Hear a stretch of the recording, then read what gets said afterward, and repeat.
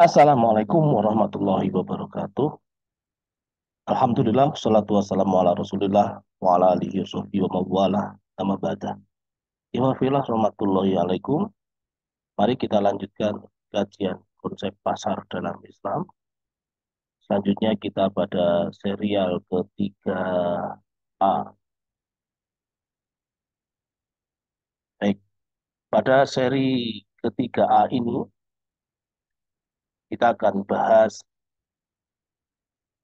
sejarah pasar tradisional.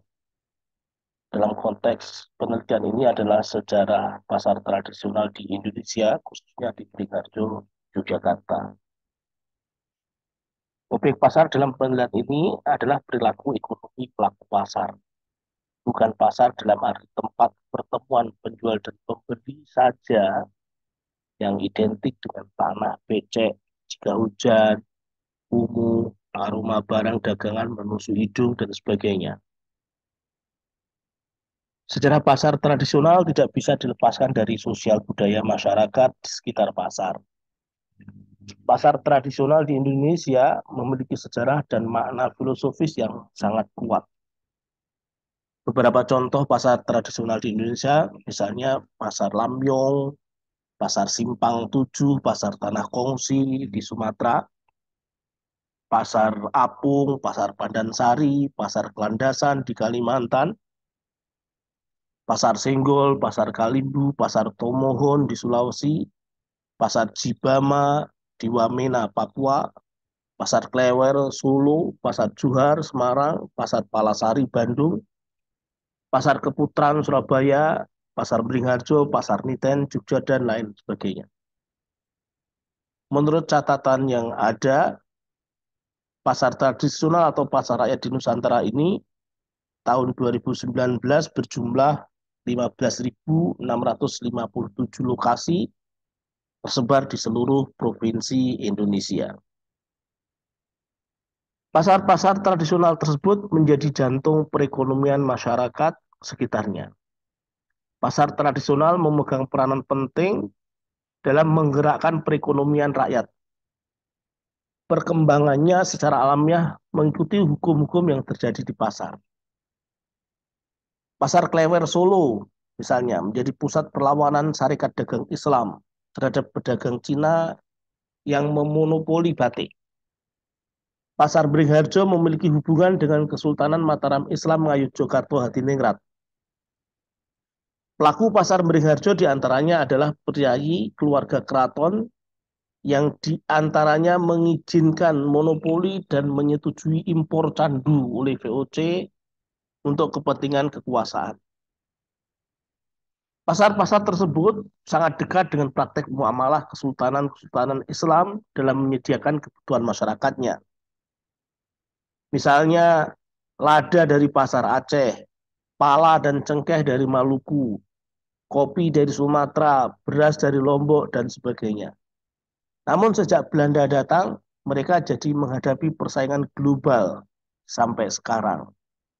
Pasar tradisional sebagai identitas budaya bangsa Indonesia mengalami peminggiran oleh modernisasi.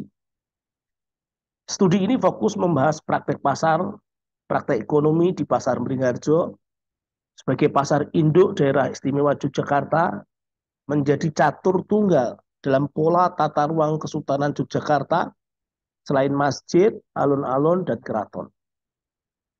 Pasar Beringharjo menjadi muara arus komoditas dari pasar-pasar lokal di sekitarnya, seperti Pasar Giwangan untuk buah dan sayur-sayuran, Pasar Prawiro Taman, Pasar Kota Gede, Pasar Gading, Demangan, Sentul, Terban, Lempuyangan, Keranggan, dan sebagainya. Pasar Beringharjo sebagai pasar tertua memiliki nilai historis dan filosofis yang identik dengan kondisi Kesultanan Mataram Islam Ngayogyakarta Hadiningrat. Profil Pasar Beringharjo. Pemerintah Indonesia dalam menghadapi modernisasi dan persaingan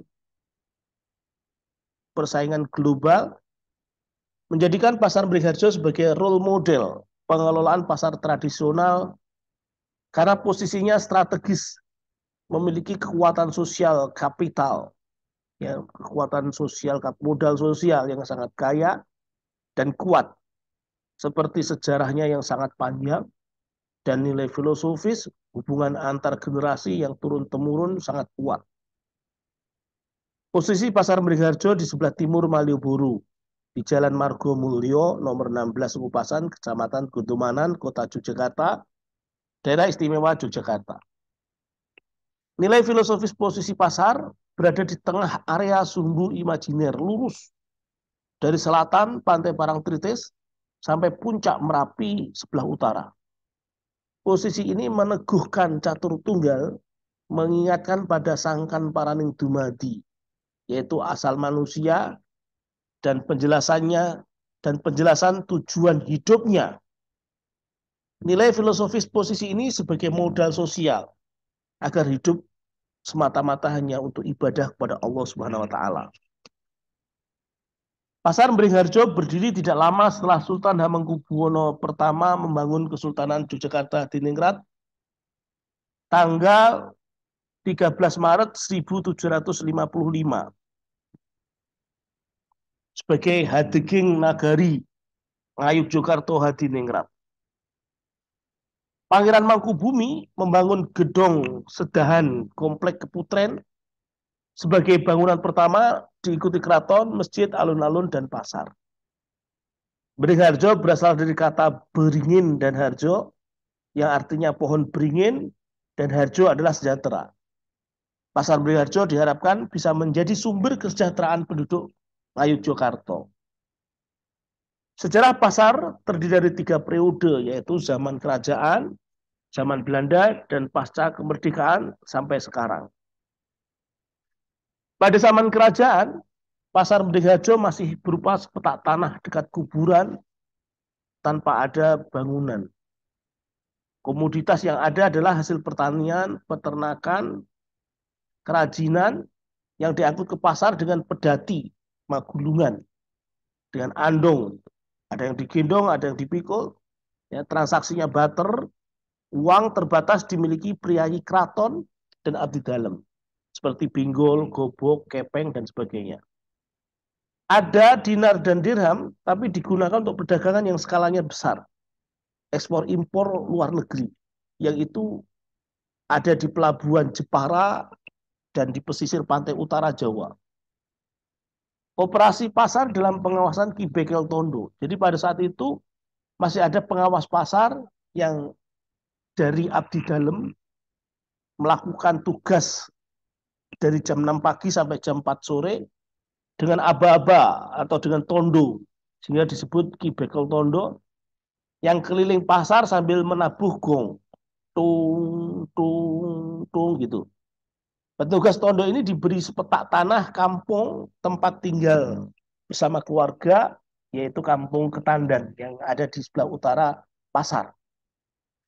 Perdagangan yang terjadi pada zaman itu masih skala kecil, karena pasar Beringharjo ini pasar rakyat betul antar abdi dalem, perdagangan mikro sifatnya.